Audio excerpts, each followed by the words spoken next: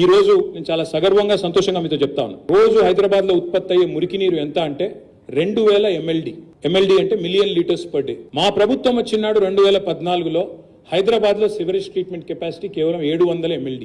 అందుకే కేసీఆర్ గారు ఒక నిర్ణయం తీసుకున్నారు. జిహెచ్ఎంసీ పరిధిలో 100% సివరేజ్ ట్రీట్మెంట్ చేయాలి. ముందు మూసీని బాగు చేయాలి అంటే ప్రణాళికబద్ధంగా స్టెప్ వైజ్ పోవాలి. ముందు చేయాల్సిన పని చేయాలి, తర్వాత ఇల్లు కొట్టాలి, తర్వాత ఇంకో పని చేయాలి, తర్వాత ఆ పని చేయాలి. అందుకే ముందు హైదరాబాద్ లోని 54 నాలాలలో, అది కుకట్పల్లి నాలా కావచ్చు, బుల్కాపూర్ నాలా కావచ్చు, మురికి నాలా కావచ్చు, ఇంకో నాలా కావచ్చు, వాటిపైన ఒక 31 STPలు కట్టాలి. దానికి దాదాపుగా 3866 కోట్లు మంజూరు చేశాము. ఈ రోజు నేను చాలా సగర్వంగా సంతోషంగా మీతో చెప్తా ఉన్నాను. 132 MLD ట్రీట్మెంట్ ప్లాంట్ పూర్తయింది. అట్లా మొత్తం హైదరాబాద్ లో మీరు చూసినట్టయితే దాదాపు 31 STPలు గ్రేటర్ హైదరాబాద్ లో అన్ని కూడా ఇవాళ కొన్ని పూర్తయినాయి, కొన్ని వివిధ దశల్లో ఉన్నాయి.